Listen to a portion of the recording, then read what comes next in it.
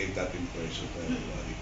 So before I'm more deliberative and perhaps even more, how should I put it?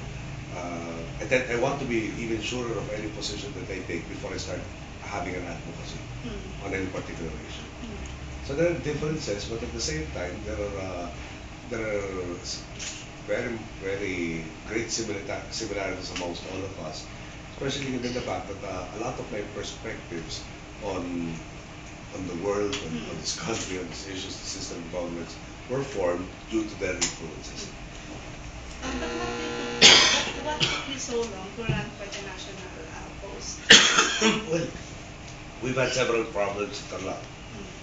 There is, of course, also the political mix that has existed from 98.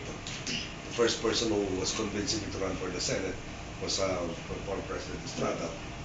And I told him that being a neophyte congressman, I felt I wasn't ready.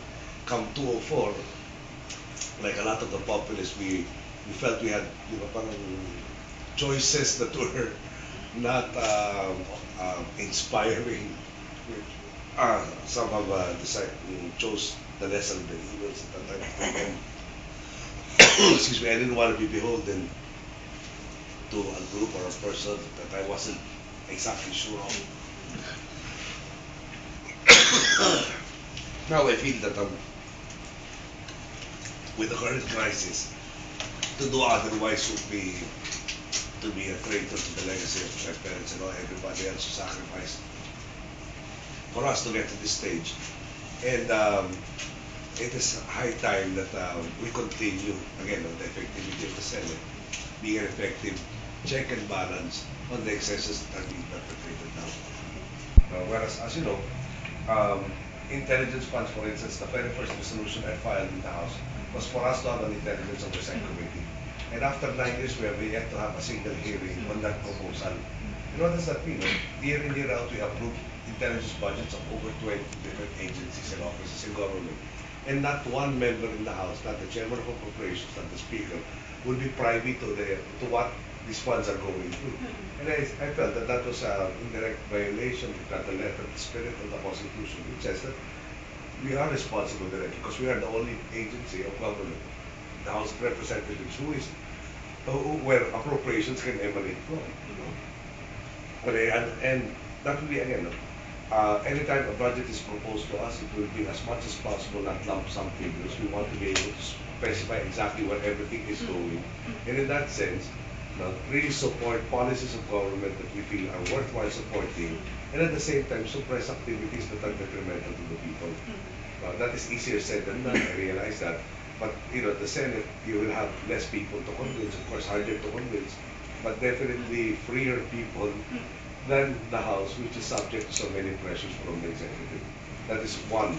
The other is, of course, the idea of continuing in the tradition of the Senate of enlightening the people, which is the first step towards organizing them towards concerted action for issues like the fertilizer scam.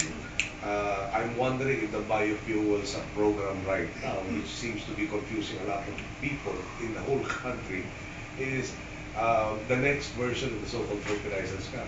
And just to point out one thing, whereas you're embarking on a new strategy of addressing the energy question, you are embarking on several roads at the same time, being that you're promoting several plans. When you say several, I understand it's more than 5.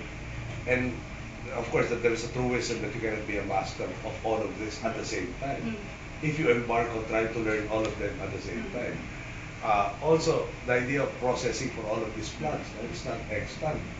Until about, I think 3 weeks ago, when somebody said that they are thinking of setting up a processing plant. So, at the end of the day, by next year, after, I understand there are several hundreds of millions in the budget this year earmarked for propagating all of these so-called plants for biofuels. I wonder if next year they will be explaining why this biofuel program is not working out. And we're in February now, I assume by March next year, there will be reasons of either a drought or typhoons or so on and so forth. So that will be something that, again, the Senate, in its role as a means for checking the workings of the executive, should be able to do.